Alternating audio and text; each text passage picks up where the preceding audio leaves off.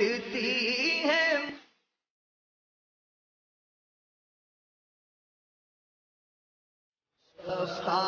پہ جو چلنا۔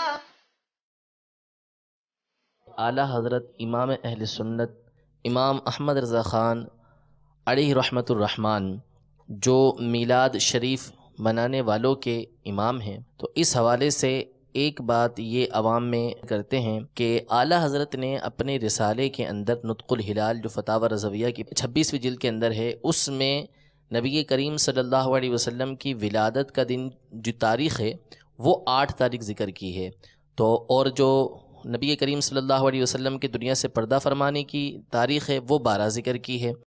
تو اب یہ کہتے ہیں کہ آپ کے اعلیٰ حضرت تو یہ ذکر کرتے ہیں کہ 8 تاریخ ولادت کی تاریخ ہے، اور آپ جو ہے وہ خوشیاں مناتے ہیں 12 تاریخ کو، حالانکہ وہ تو ظاہری پردے کی تاریخ ہے۔ تو اس حوالے سے کچھ رہنمائی فرما دیں کہ کیا اعلیٰ حضرت نے واقعی ایسا فرمایا ہے، اور اگر ایسا ہو بھی تو کیا 12 ربیع الاول کے دن جو ہے وہ خوشیاں نہیں منائی جا سکتی؟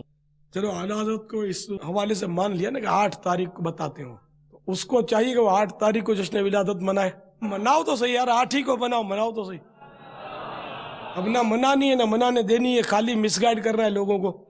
تو سرکار اعلیٰ حضرت نے کیا لکھا ہے، اب یہ فتاوی رضویہ ہی بتائے گا ہم کو، جس کا حوالہ دیا جاتا ہے۔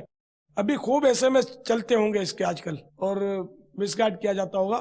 تو اس کے بارے میں ارشاد فرماتے ہیں کہ آپ کی ولادت کے تعلق سے 7 قول ہیں، 2، 8، 10، 12، 17، 18، 22، مگر اشہر و اکثر و ماخوذ و معتبر 12ویں ہے۔ اکثر کتابوں سے یہی ملتا ہے، اکثر علماء یہی فرماتے آ رہے گئے، اور قابل اعتبار زیادہ یہی ہے 12ویں۔ پھر مزید فرماتے ہیں مکہ معظمہ میں ہمیشہ اسی تاریخ یعنی 12ویں تاریخ مکان مولد اقدس یعنی جائے ولادت کی زیارت کرتے ہیں، جیسا کہ مواہب اللدنیہ اور مدارج النبوہ میں ہے، اور خاص اس مکان جنت نشان میں اسی تاریخ مجلس میلاد مقدس ہوتی ہے۔ تو اعلیٰ حضرت کے دور میں وہاں ہوتی ہوگی نا، جب ہی لکھا ہے انہوں نے کہ جائے ولادت پر 12 تاریخ کو جشن ولادت منایا جاتا ہے۔ مزید فرماتے ہیں علامہ قسطلانی، فاضل زرقانی قدس سرہ النورانی، انہیں دونوں بزرگوں کا حوالہ دے رہے۔ مشہور یہ ہے کہ حضور انور صلی اللہ تعالی علیہ وآلہ وسلم 12 ربیع الاول بروز پیر پیدا ہوئے۔ ابھی اعلیٰ حضرت کے نزدیک 8 ہے، یہ جو کہتا ہے وہ اپنا حکم تلاش کر لے خیانت ہے یا نہیں۔ تو اس طرح کو اگر چاہتا ہے کہ جشن ولادت کے ڈنکے مدھم پڑ جائیں گے تو ایسا نہیں ہے۔ ہم نے تو جب سے ہوش سنبھالا، سچی بات ہے کہ ہر سال جشن ولادت کی دھوم بڑھتی جا رہی ہے۔ اب یہ بھی ارشاد فرما دیجئے کہ سرکار صلی اللہ تعالیٰ علیہ وآلہ وسلم کا وصال مبارک یہ بھی تو ربیع نور شریف میں ہی ہوا ہے، تو کیا اب خوشی کریں گے یا کیا کریں گے؟ اعلیٰ حضرت فرماتے ہیں کہ حرمین طیبین، مصر، ملک شام اور دیگر اسلامی ممالک اور ہندوستان میں مسلمان جو ہیں وہ 12 ربیع الاول ہی کو عید میلاد النبی منا رہے ہیں، چنانچہ اس پر عمل کیا جائے۔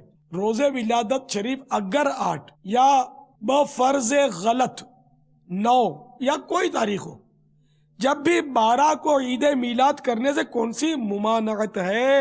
اب وہ کسی سائل کے اعتراض کا چونکہ جواب دے رہے، چنانچہ آگے فرما رہے وہ وجہ کہ اس شخص نے بیان کی خود جہالت ہے۔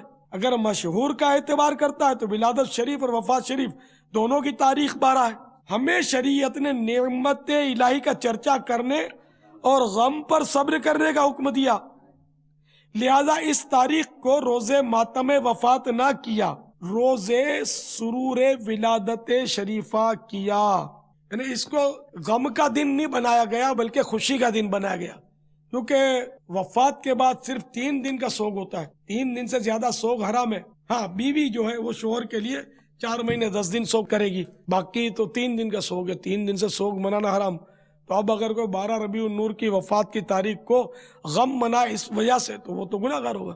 تو اس لیے ہمیں نعمت کا چرچا کرنے کو حکم دیا، اور جس تاریخ کو بھی نعمت کا چرچا کرے جائز ہے، لیکن 12 کروڑ مسلمانوں میں یہ مروج ہے اور مشہور تاریخ بھی یہی ہے، تعامل مسلمین بھی ہے، لیکن عمل ہے مسلمانوں کا، تو اس لیے اسی پر عمل کیا جائے اور لوگوں میں خواہ کنفیوژن پیدا کر کے ان کو دین سے دور نہ کیا جائے۔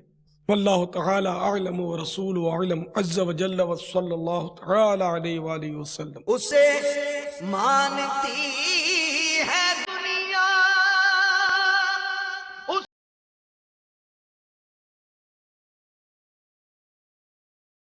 اسے ڈھونڈتی ہے